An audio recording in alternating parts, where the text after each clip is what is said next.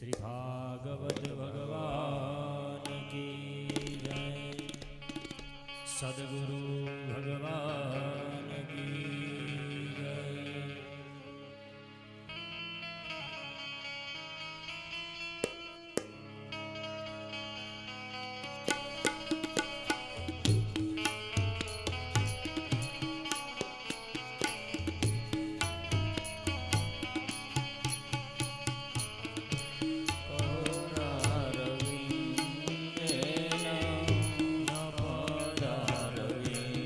Govinda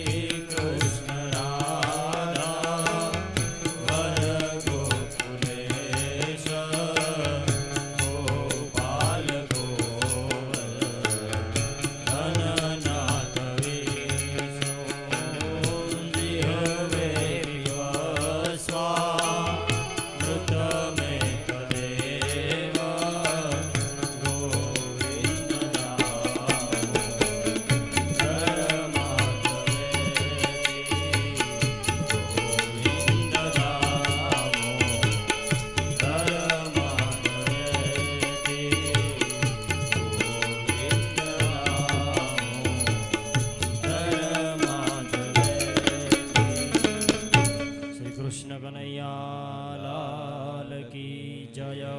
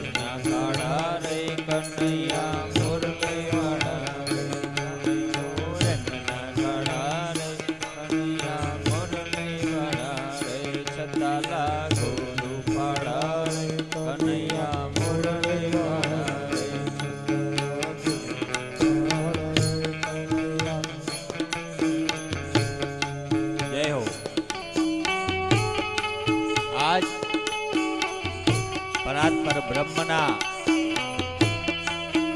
લગ્ન થવાના, તો આપ સૌ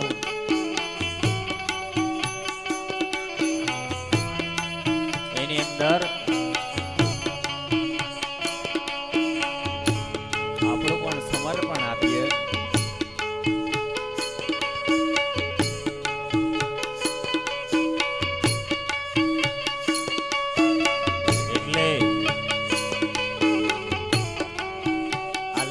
એવી વસ્તુ છે ને જેના થયા હોય એ પણ આનંદિત, અને આ પ્રસંગ સાંભળે ને પછી ન્યા થયા હોય ને એ પણ આનંદમાં આવી જાય.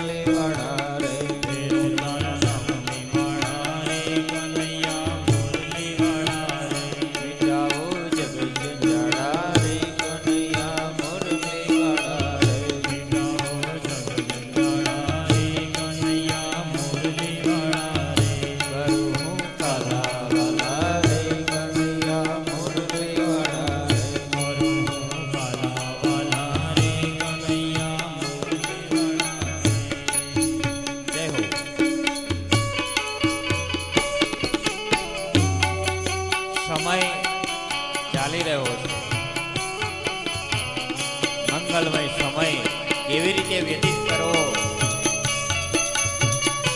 એ આપણને ભાગવત શીખવાડે.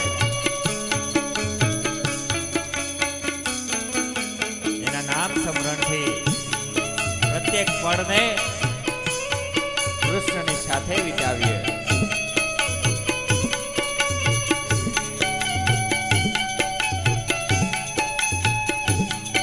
સાચું જીવન જીવતા શીખીએ.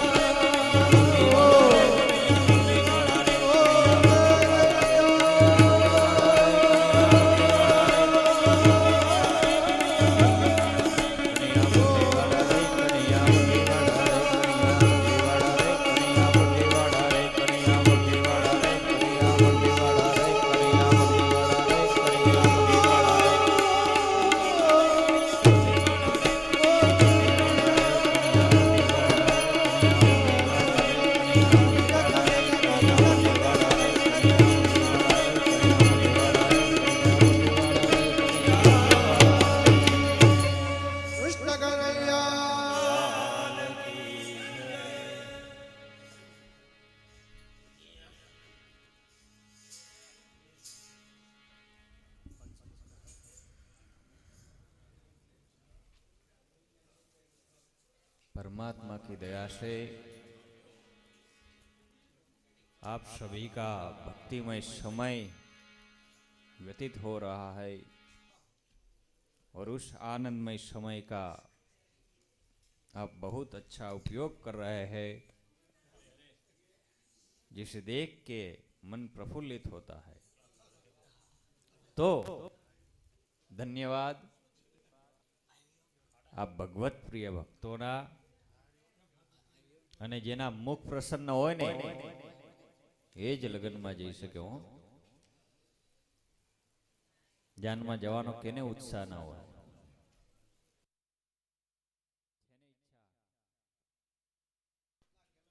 કે નહીં? લગ્ન એક એવા છે ને બાપુ, લગ્ન થયા હોય ને એ તો ખૂબ આનંદમાં હોય, થવાના હોય. એવો એનો શણગાર કર્યો હોય, નવા કપડા, સાફોન, ઉપર લાઈટ થતી હોય પાછી. હા, એ દિવસે તો એના ખૂબ માન.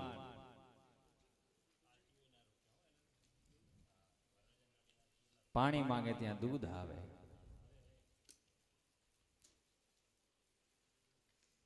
પણ જ્યાં એના લગ્ન થઈ જાય ને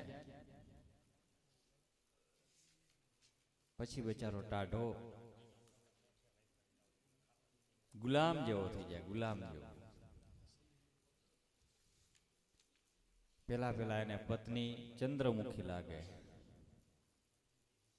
થોડાક વર્ષો પછી સૂર્યમુખી, એથી વધારે સમય જાય એટલે એને જ્વાળામુખીનો કેટલાય રૂપ ધારણ થાય એમાં તો. પણ એ બીજાના લગ્ન જીવનમાં, આપણા નહીં હો બાપુ, બીજાના લગ્ન જીવનમાં. આ લગ્ન એક એવા છે ને, ન કર્યા હોય ને એને એમ થાય કે આપણે કેદી વારો આવશે. તો આ સંસાર રૂપી સાગરની અંદર આપણા સંસ્કારોની આ પરંપરા પરમાત્માએ પણ નિભાવી છે.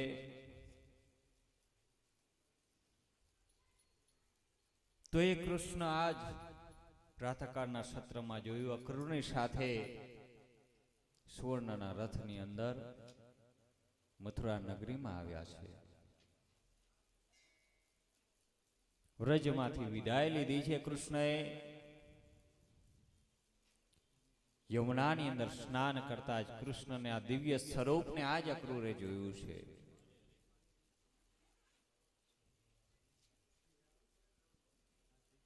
અને આજ અક્રૂરની સાથે મથુરા નગરીની અંદર કૃષ્ણ પ્રવેશ કરી રહ્યા છે. નગરીની અંદર નંદજી અને ગોપ બાળકો ગાડા લઈને વહેલા આવી ગયા. હે અક્રૂરજી, તમને આટલો બધો સમય કેમ લાગ્યો? આજ અક્રૂર કઈ બોલી શકતા નથી. હે નંદજી, શું વાત કરીએ? એ ગોપીઓ જલ્દી વિદાય નથી આપતી.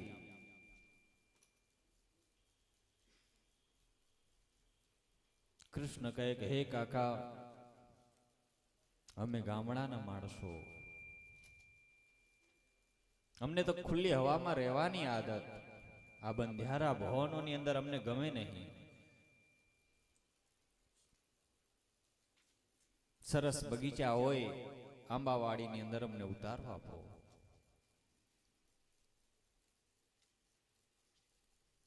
અને આજ અક્રૂરે કૃષ્ણ સહિત નંદજી, દાઉજી બધાને આમ્રવાડીની અંદર ઉતારો આપ્યો છે.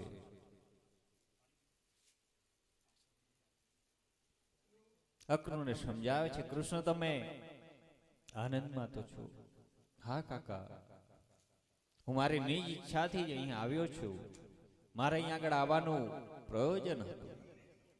તમે ચિંતા ના કરશો. અક્રૂરને સમજાવી વિદાય આપે છે. અક્રૂર આવે છે કંસ રાજા પાસે. મહારાજનો જય હો. કંસ વિચાર કરે અક્રૂર એકલો આવ્યો લાગે છે. હે અક્રૂર, ક્યાં છે કૃષ્ણ? ક્ષમા કરો મહારાજ, આમ્રવાડીની અંદર એનો ઉતારો રાખ્યો છે, સાથે કેમ નથી લાવ્યા? એ ક્યાંય નહીં જાય, મારી પર વિશ્વાસ રાખો, એ આપને મળવા જ આવ્યો છે, હું એનો જામીન થાઉં છું.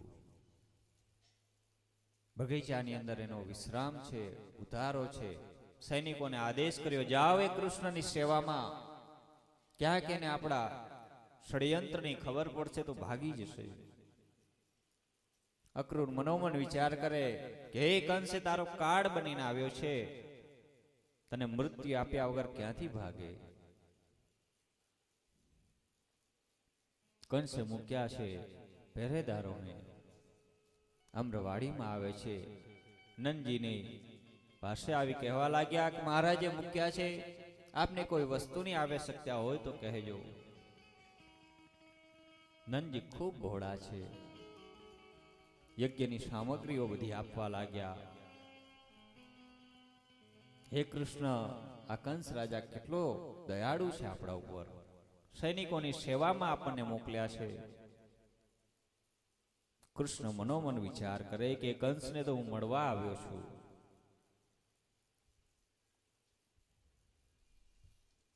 ખૂબ સુંદર એ મથુરા નગર છે. કૃષ્ણ અને દાઉજી ચર્ચા કરે છે, હે દાઉ ભૈયા, આ નગરના દ્વારો આટલા સુંદર છે, આમ્રવાડી આટલી સુંદર છે, તો નગર કેવું હશે? મને નગર જોવાની ઈચ્છા છે. કેટલું સુંદર આ શહેર લાગી રહ્યું છે. દાઉજી આજ નગર જોવાની ઈચ્છા વ્યક્ત કરે.